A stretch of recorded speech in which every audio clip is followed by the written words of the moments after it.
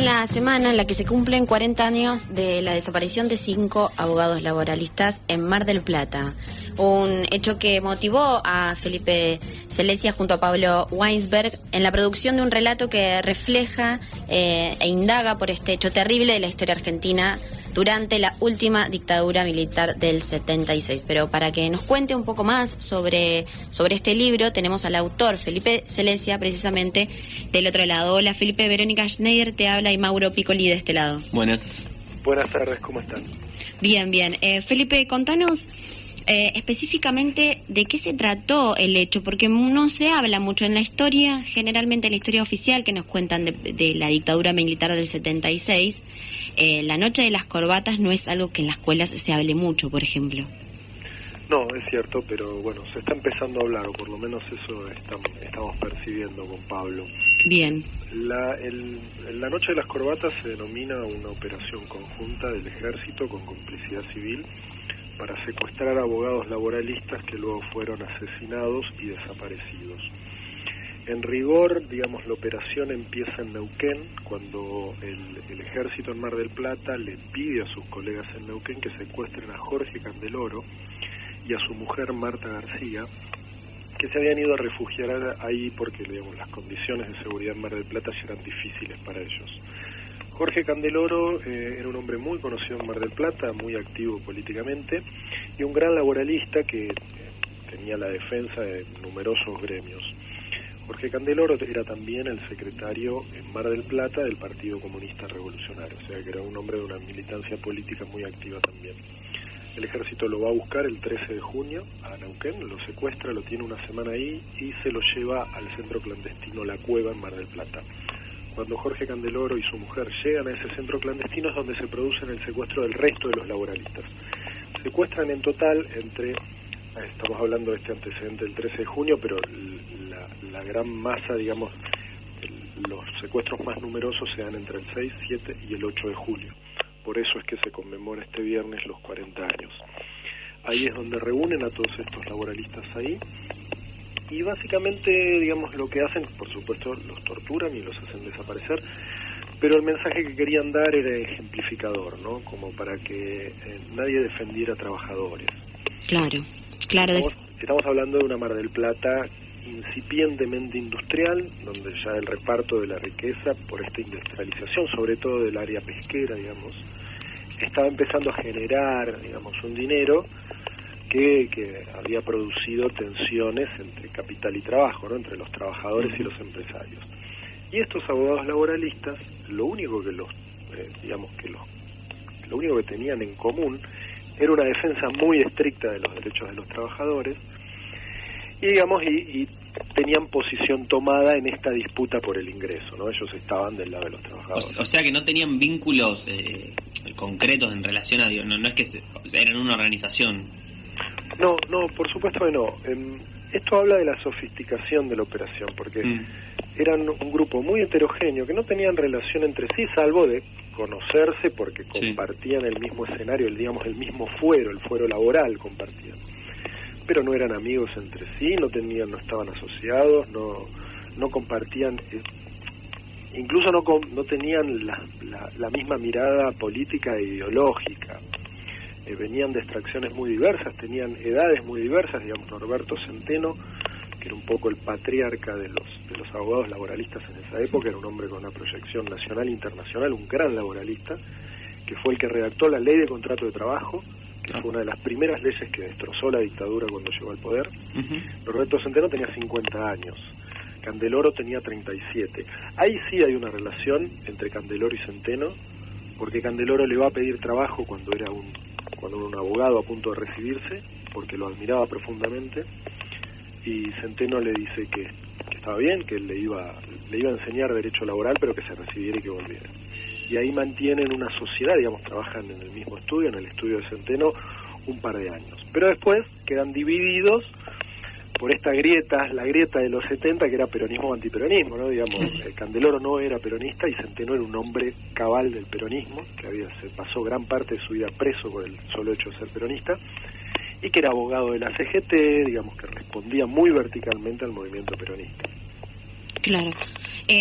Felipe, ahí me diste una pauta de cómo se van configurando las distintas desapariciones que sufrimos durante ese momento, que sufrieron en realidad, me corrijo, durante el 76. Por un lado los estudiantes, por el otro lado la persecución a los científicos y por otro lado este rol de los laboristas que era sumamente importante porque, como vos decís, eran más, individuales en términos que no estaban organizados, no era la persecución a montoneros en este caso. No, digamos, la dictadura fue bastante prolija en su accionar represivo porque persiguió muy concretamente a los que tenían algún vínculo o participación en las organizaciones armadas. Ese era su blanco principal. Claro. Y la verdad que no hubo muchas operaciones ejemplificadoras, digamos, siempre tenían un trabajo de inteligencia muy eficiente, iban hacia aquellos que militaban en las organizaciones armadas o digamos en alguno de las áreas de la política de los 70 que se oponía o buscaba la revolución, ¿no? Y ellos no tenían ningún vínculo con eso. Claro. Y esto es lo particular, la importancia que les otorgan a estos laboralistas para cometer esta atrocidad que aún cuando ya estábamos en dictadura tiene una resonancia enorme, porque Centeno era un hombre con mucho predicamento en el mundo del derecho, era un hombre muy conocido acá en la Argentina y afuera también, eran todos abogados, digamos, muy queridos en la ciudad, que tenían familias, que tenían, amigos, y entonces fue un impacto grande, a pesar de que todavía, campeaba el terror, hubo unas repercusiones muy grandes por la desaparición de todos estos laboralistas. Y es notable la importancia que les otorga a los laboralistas la dictadura como para cometer secuestros simultáneos que sean ejemplificadores hacia el resto, ¿no? ¿Los responsables, Felipe?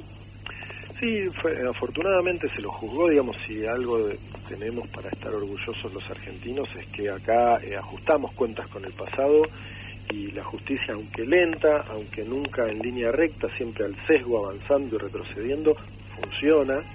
Se juzgaron a los responsables del centro clandestino La Cueva, al principal, jefe militar de la zona, que era el coronel Pedro Barda, se lo juzgó, se lo condenó y está actualmente detenido.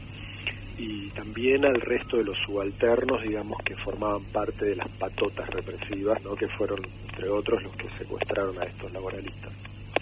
Hay una tarea, ¿no?, que siempre me parece que se busca y que va de la mano de toda la escritura o de la recolección de datos históricos, que tiene que ver con la reconstrucción de la memoria, ¿no?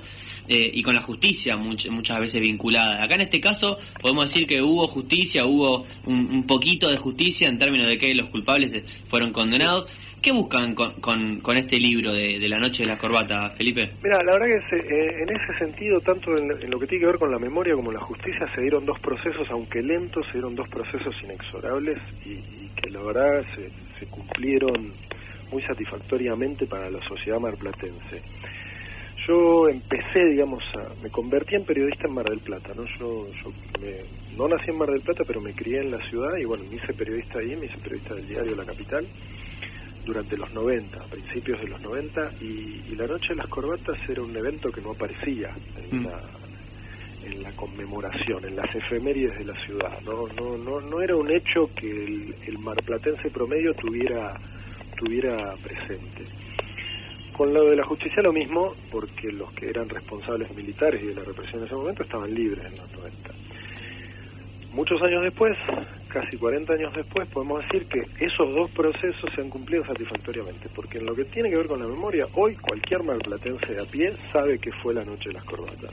Hoy la Noche de las Corbatas es el hecho paradigmático que expresa, la represión ilegal y terrorista en la Argentina, en Mar del Plata. Y, como les decía antes, se cumplieron todos los plazos en la justicia y los culpables fueron condenados. Con Pablo lo que hacemos es sumarnos un poco a todo ese proceso final y sistematizar una historia que estaba contada de apartes y que faltaba profundizar, ¿no? Nosotros fuimos a cada uno de los protagonistas de aquellos viejos 70 y pudimos reconstruir toda esta historia y la vida de los laboralistas también que perdieron su vida ahí. que nos parecía importante también, que no quedaran como, bueno, eran solo mártires de un proceso, sino, bueno, gente que tuvo una vida concreta, que dejó algo, que hizo algo, bueno, y contamos un poco la vida de ellos y este episodio. ¿Dónde se consigue, dónde se consigue el libro? ¿Se puede conseguir fácilmente? En todas las librerías, pues, digamos, ¿En la Ciudad de La Plata? ¿Perdón? ¿En la Ciudad de La Plata? ¿Llegamos? Sí, por supuesto. Bien. Sí, la editó Editorial Aguilar, que bueno, es parte del Random House Mondadori. Te decía que uno de los pocos beneficios que tiene publicar en una multinacional editorial como es Random House es que los libros llegan a todos lados. Totalmente. Tienen buena distribución. En ese sentido, sí. Y bueno, la verdad que se ha levantado una ola afectiva enorme en alrededor del libro, que tiene que ver con reivindicar a estos mártires del derecho laboral, que hoy por hoy yo creo son los que representan a todos los abogados con conciencia. Tenemos una agenda, hemos hecho 20 y pico de presentaciones en más de 8 provincias, quedan un montón más, o sea, hay mucho interés en el libro y en la historia de estos abogados. Felipe, mi última pregunta es más con respecto al contexto, con la actualidad. ¿Cómo ves el tratamiento de los derechos humanos por parte del actual gobierno, teniendo en cuenta el último también fallo de la Corte del 2x1? Sí, digamos, claramente este gobierno no tiene una política de derechos humanos. Lo que tiene son ciertas percepciones de lo que su electorado pretende. Y su electorado, o gran parte de él, ya no quiere indagar más ni pretende buscar justicia en aquellos años. El libro ha cobrado, digamos, una vigencia inusitada por el ataque frontal que hace el presidente a los abogados laboralistas, que ya es casi una política de Estado, que han tomado todos los estamentos del gobierno y van para adelante como si los abogados laboralistas fueran el problema de la economía argentina. Claro. Entonces, yo digo en todas las charlas, bueno, la vía criminal que había en los 70 para sacarse de encima a estos abogados molestos está excluida, porque afortunadamente ya el ejército o cualquier fuerza parapolicial no puede ir a la casa de un laboralista, sacarlo de las pestañas y matarlo, afortunadamente. Claro. Por la vía popular, digamos, por la vía legislativa, tampoco pueden, porque para reformar leyes laborales se necesitan mayorías especiales y ellos no tienen los votos necesarios para eso en el Congreso.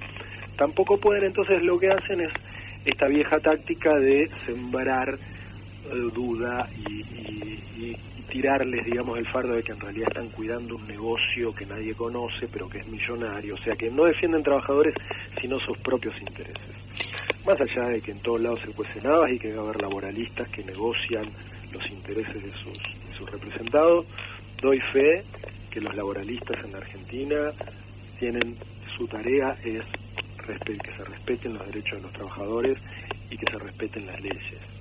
Y cobran por eso los honorarios que cobra cualquier abogado, pero que no hay ningún negocio espurio, y la verdad que es bastante ridículo suponer que una pyme quiebra porque tiene un juicio laboral y no porque le aumentaron un 500% los servicios. Claro. Por ejemplo. ¿No? Yo me quedé pensando en una cuestión, Felipe, y también esto que decía Verónica, de poder vincular un poco la memoria con lo que está pasando actualmente. Digo, qué loco que estemos hablando de la persecución y el secuestro y el asesinato de abogados laboralistas en Mar del Plata, y que hoy Mar del Plata sea la ciudad con más desempleo de toda la provincia de Buenos Aires, ¿no? Digo, bueno, pienso, quizás es una analogía medio extensa y complicada, pero digo, que tiene que ver con cómo eso que vos decías del proceso de industrialización, cómo se fue rompiendo y cómo se fue quebrando. Sí, Mar del Plata tiene características muy particulares. La verdad que es una ciudad para ponerle el ojo y prestarle atención, porque, por ejemplo, en la de Oracle del 2001 también fue punta en desocupación, con casi un 25% de desocupación. El crecimiento que tuvo lo que yo llamo el Gran Mar del Plata, que es toda la zona conurbanera, digamos, claro, de la ciudad, es enorme. Es Batán, esa zona, ¿no? Sí, desde el aire se pone a ver todos los barrios más empobrecidos, el barrio Autódromo, Juramento, todos los barrios que no se ven, digamos, cuando uno va a recorrer la ciudad turística. El crecimiento que han tenido esos barrios precarios es enorme. Estamos hablando de una ciudad que en esa época, en los 70, tenía 300.000 habitantes y hoy tiene casi 1.000.000. Claro. Y después ha sido una ciudad muy violenta. Si uno ve la línea de tiempo de Mar del Plata, se da cuenta que hubo episodios siempre episodios extremadamente violentos. Por ejemplo, la violencia política así desatada arranca en Mar del Plata en el 71, cuando todavía faltaba en el resto del país para que se diera el enfrentamiento grande entre la derecha y la izquierda peronista. Acá se da en el 71, cuando un grupo de ultraderecha, la CNU, entra a los tiros en una asamblea universitaria y mata a un estudiante, Silvia Filler, de un tiro en la frente. O sea, ya en el 71. Y a partir de ahí la espiral de violencia creciente fue enorme en Mar del Plata. Esto excede nuestro trabajo, porque digamos, es más una tarea para sociólogos y no sé, y otras áreas de la ciencia, pero realmente sí, Mar del Plata es una ciudad muy particular.